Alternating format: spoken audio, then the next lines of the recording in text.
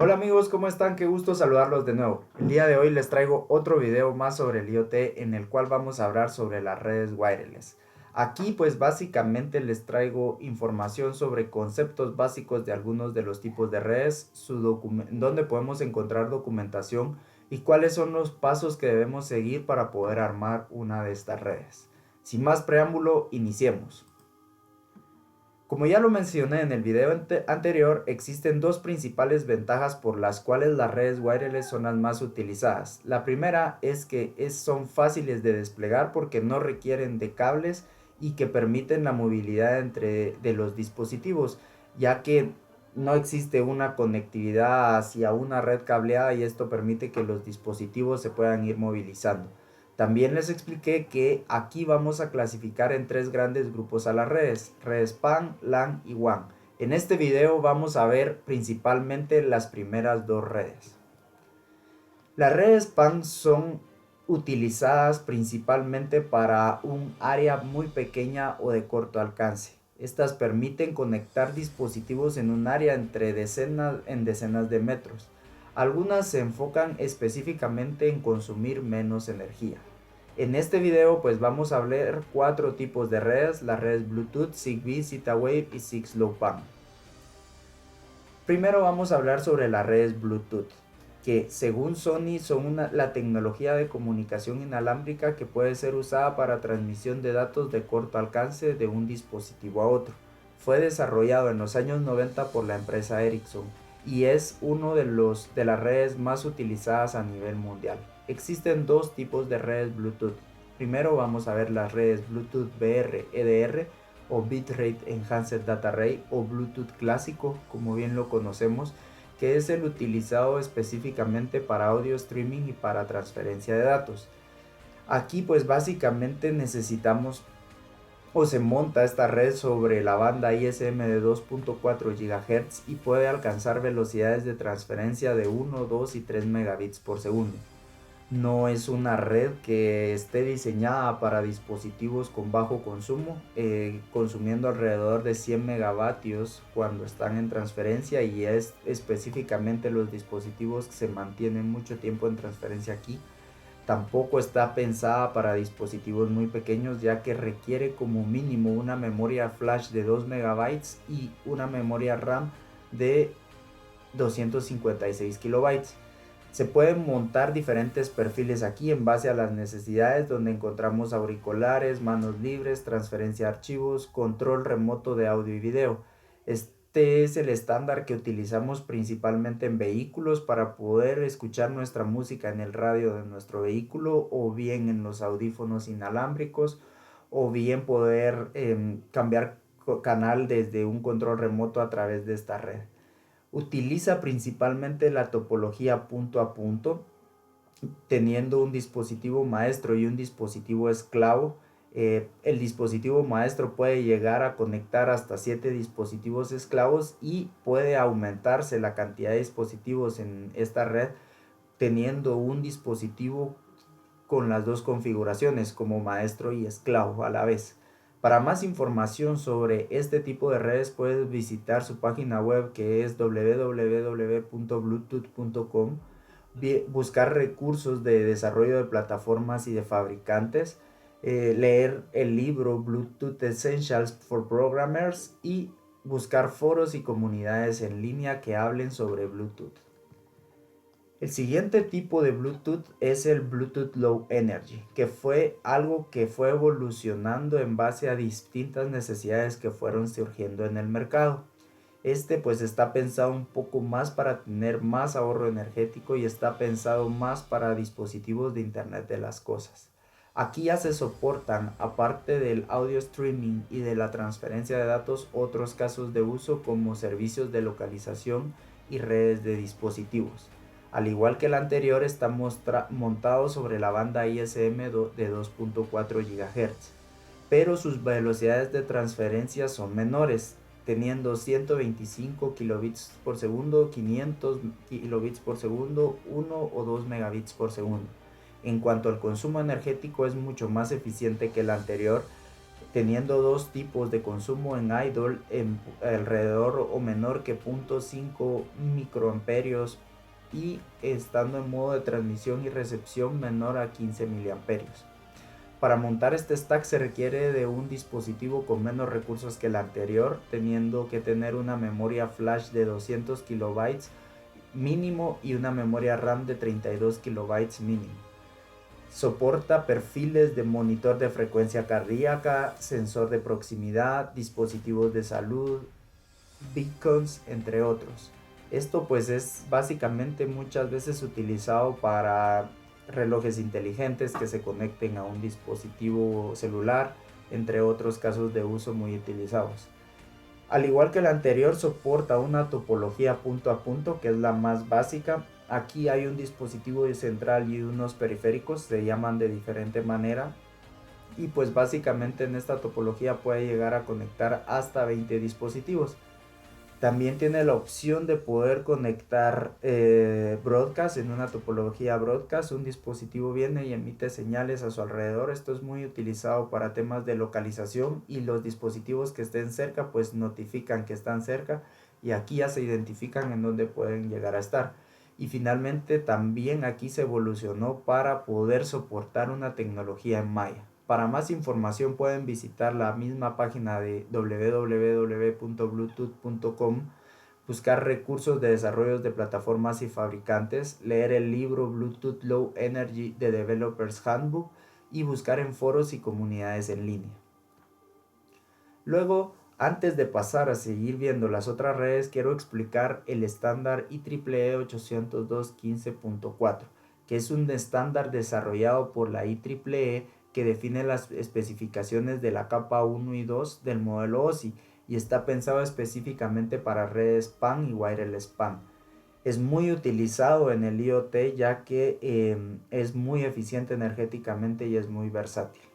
Existen varias especificaciones, la original fue la 802.15.4/2003, luego viene la 15.4 A 2007, luego la 15.4B 2011, luego la 15.4C 2009, la 15.4D 2009, la 15.4E 2012, la 15.4F 2012 y la 15.4G 2012. A lo largo del tiempo se ha ido evolucionando este tipo de estándar permitiendo tener mejores respuestas, mejores velocidades, entre otras cosas.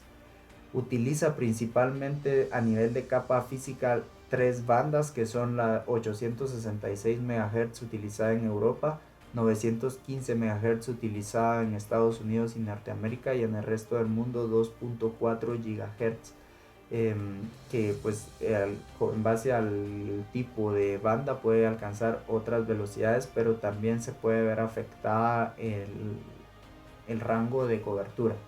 En cuanto a la capa de enlace, que es la segunda capa que se define en este estándar, es la responsable de detectar y corregir errores a través del protocolo CSMA-CA.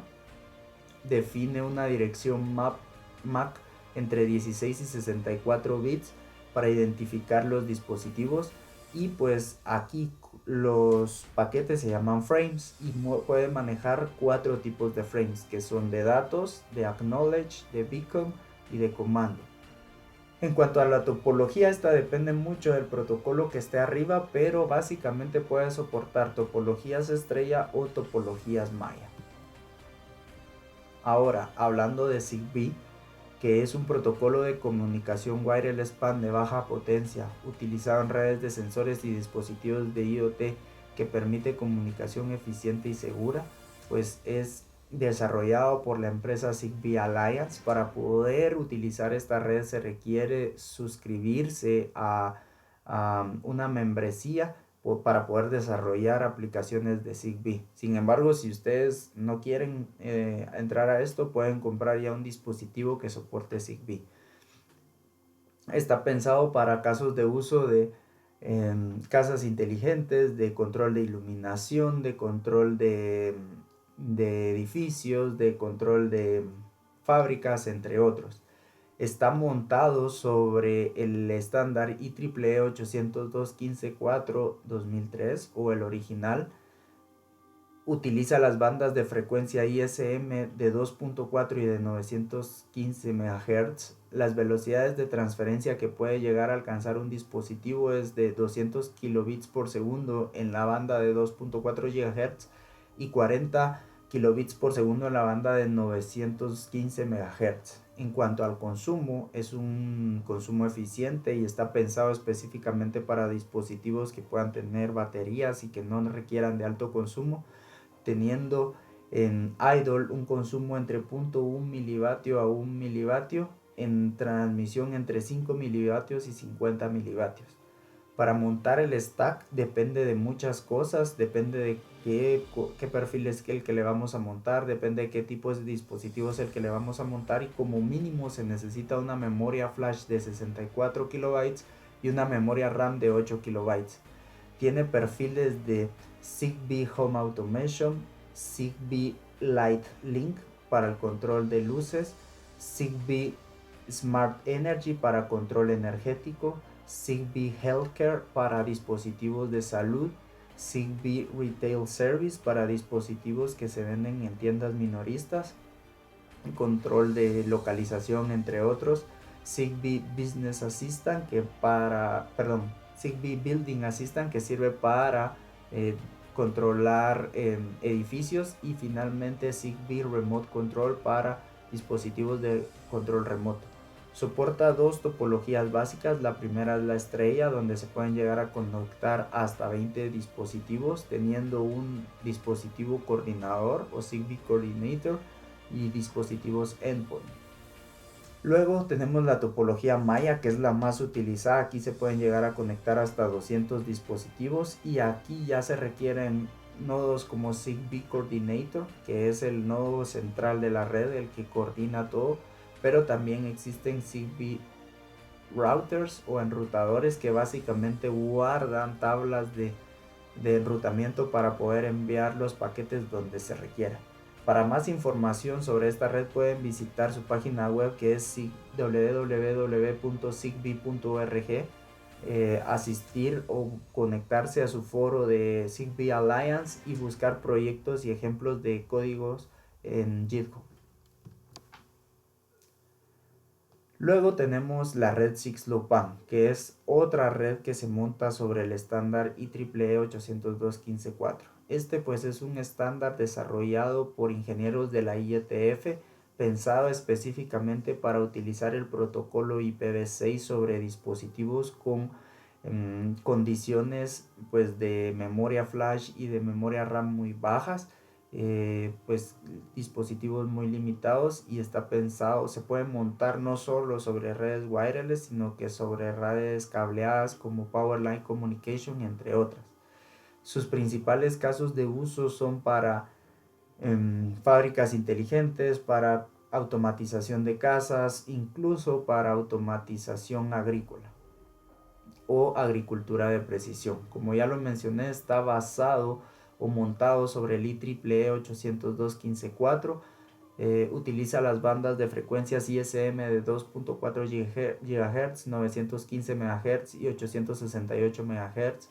Puede llegar a soportar velocidades de transferencia de 250 kilobits por segundo en 2.4 GHz, 40 kilobits por segundo en las otras dos bandas.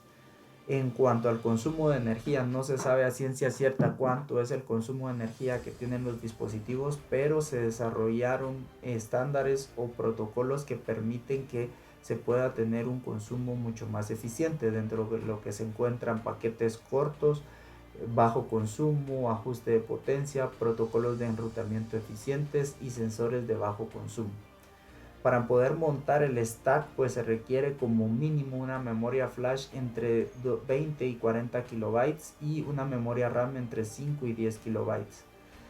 En cuanto a la topología soportada, soporta diferentes tipos de topología, pasando por el estrella, por el árbol, por el maya, entre otros. Básicamente tiene tres tipos de nodos, que son los nodos router, que es el nodo que permite conectarse a otras redes, nodos host, que son los dispositivos finales, y nodos y routers edge, que son los dispositivos que se encuentran en el borde de una red WAN donde se conectan todos los dispositivos host.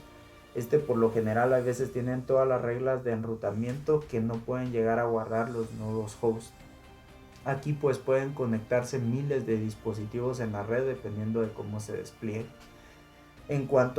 Para saber más información sobre esto podemos visitar la página de la IETF.org, buscar en foros de desarrollo de Sixlopan en Stack Overflow, leer el libro Sixlopan de Wireless Embedded Internet, buscar cursos en línea o buscar información de los estándares RFC 4944, RFC 6882 y RFC 6550. Los primeros dos estándares hablan sobre cómo comprimen la información de encabezados a nivel de IPv6 y el otro habla sobre el enrutamiento con el protocolo RPL. Entrando un poquito más a detalle sobre cómo enrutan y cómo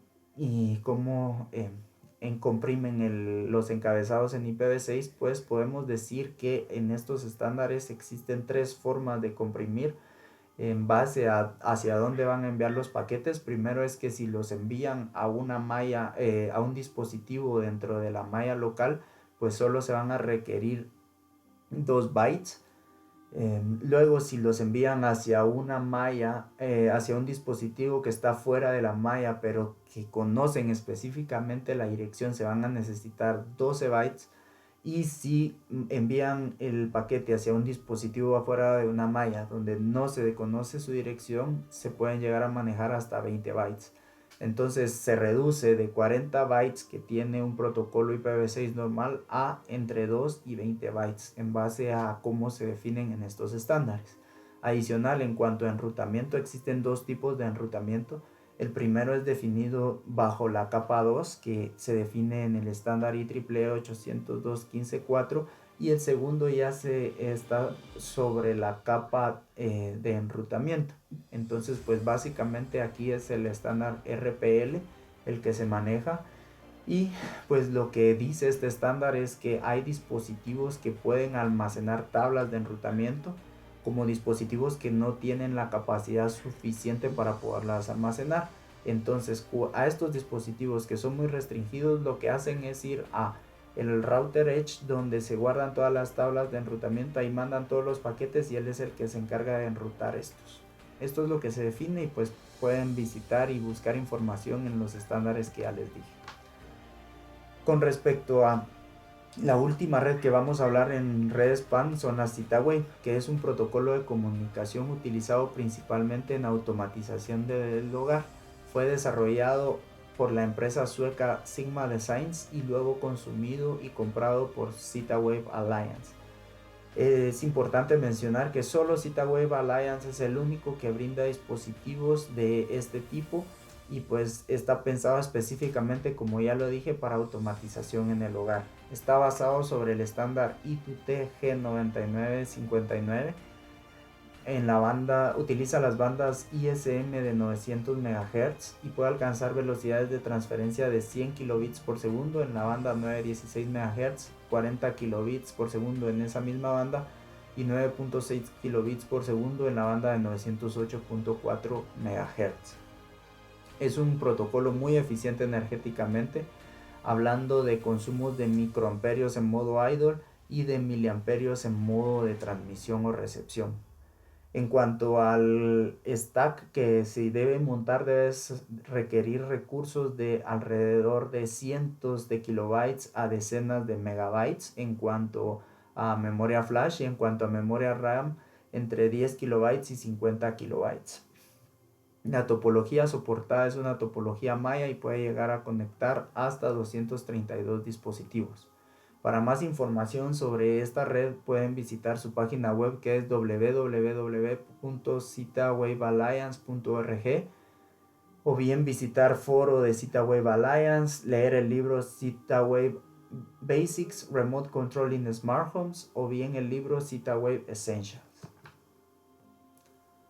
Ahora vamos a hablar sobre las redes LAN, que básicamente son redes inalámbricas comunes en hogares, oficinas, aeropuertos, bibliotecas, cafeterías, que ofrecen de alguna manera poder conectar dispositivos a Internet.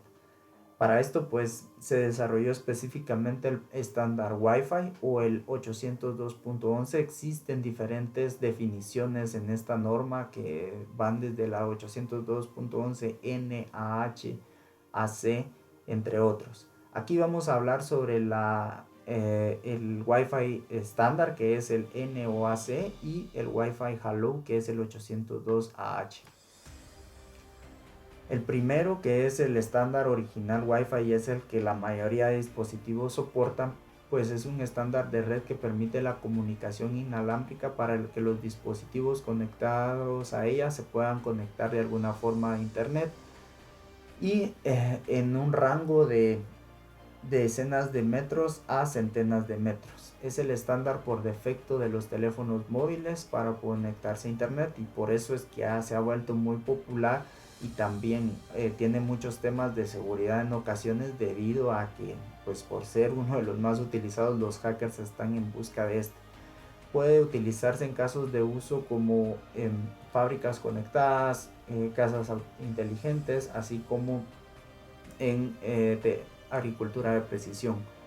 Está basado en el estándar definido por la IEEE 802.11. Utiliza las bandas de frecuencia ISM de 2.4 GHz y de 5 GHz, y puede alcanzar velocidades de transferencia teóricas entre 600 megabits por segundo y 1.3 gigabits por segundo en la banda de 2.4, y 1.3 y 9.6 gigabits por segundo en la banda de 5 GHz.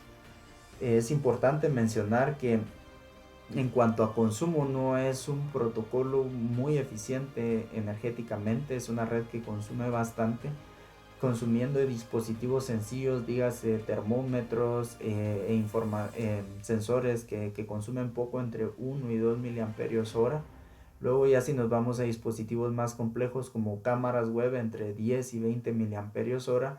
Luego si vamos a dispositivos como los celulares, el consumo ronda entre 100 y 200 miliamperios hora, y ya cuando nos pasamos a dispositivos más complejos como tabletas o laptops, podemos llegar a consumir entre 200 y 400 miliamperios hora.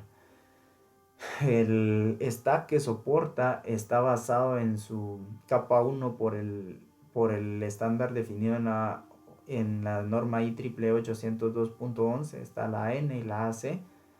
Luego pues tiene una capa de enlace, y todos los demás protocolos pues son los de TCP/IP, que básicamente soportan una red IP con IPv4 o IPv6, una capa de transporte donde se utiliza TLS, se puede utilizar UDP, se puede utilizar TCP, entre otros, y la capa de aplicación donde ya se utiliza HTTP, CoAP o lo que vayamos a utilizar.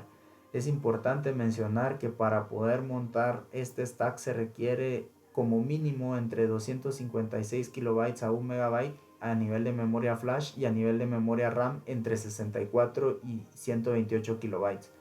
Soporta la topología estrella, teniendo un nodo central conocido como access point y dispositivos que se conectan a este access point. Se pueden llegar a conectar hasta 200 dispositivos. Para más información de esta red pueden visitar la documentación de la IEEE sobre esta red, documentación de fabricantes que desarrollan muchas placas para poderse conectar a este tipo de red, foros como Stack Overflow, y leer libros como Wi-Fi for the Internet of Things y Building the Web of Things. Finalmente tenemos la red Wi-Fi Hello, que es básicamente un estándar que definió la IEEE como Wi-Fi, pensado específicamente para soluciones de IoT. Al igual que el anterior, puede llegar a cubrir casos de uso de fábricas conectadas, casas inteligentes y agricultura inteligente o agricultura de precisión.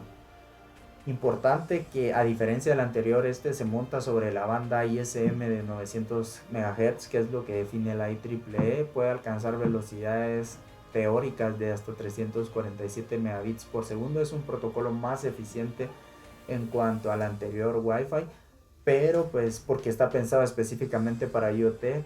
Tiene técnicas avanzadas de modulación y codificación, y usa Low Power Save para poder guardar energía cuando el dispositivo está en modo idle. El stack es el mismo que el anterior, solo que en lugar de utilizar el 802 8.11n o AC a nivel de capa 1 utiliza el AH, que básicamente lo que define es la otra banda de frecuencia, utilizar la banda de 900 MHz. Es un protocolo muy nuevo y pues básicamente no ha sido muy explotado. En cuanto a topología, puede soportar topología estrella y topologías mayas, permitiendo conectar de centenas y miles de dispositivos. Como lo dije, es un dispositivo muy nuevo y el único lugar donde se encuentra información es en la IEEE. Bueno, finalmente quiero explicar cómo poder armar una red de IoT y cuáles son los pasos que se deben seguir. De primero es importante comprender los conceptos básicos que ya he explicado algunos en los slides anteriores, pero pues para poder entrar más a detalle les dejé ahí las páginas de donde pueden buscar más información para poder desarrollar más conceptos básicos sobre esto. Luego, conocer las especificaciones y estándares que se requieren. Esto se refiere a qué perfiles son los que se pueden montar, qué se necesita montar, qué necesito descargar, cómo lo puedo montar. Luego, dominar el desarrollo de software. Aquí, por ejemplo, se requiere tener habilidades sobre programas como lenguajes de programación como C++, como C, como Python, como Java, entre otros. Luego se necesita elegir el hardware adecuado. Ya pueden buscar información sobre placas de desarrollo en diferentes fabricantes que soporten este tipo de redes. Luego se necesita diseñar la arquitectura de solución que se va a montar, cuáles dispositivos son los que necesitamos, cuál va a ser el gateway, cómo lo vamos a enviar, si vamos a tener una plataforma en la nube, qué red es la que vamos a utilizar para tener la plataforma en la nube, entre otros. Luego implementar la comunicación a nivel local. Eso se refiere a conectar los dispositivos finales al gateway. Se requiere armar las capas de enrutamiento en los dispositivos dentro de la red local. Luego vamos a integrar estos dispositivos a plataformas de IoT o donde vamos a guardar la información y donde la vamos a almacenar y la vamos a procesar. Y finalmente pues se va a requerir probar, hacer pruebas y depurar en base a lo que se vaya surgiendo. Esta vez no es una receta, sino que cada red hay que irla adaptando, hay que ir investigando, hay que ir probando. Y pues eso es todo, amigos, en este video. Espero que la información que les haya compartido les sea de utilidad. Y si les gustó el video denle like, si no les gustó por favor déjenme un comentario en cómo puedo mejorar y por favor suscríbanse a mi canal. Nos vemos hasta un próximo video.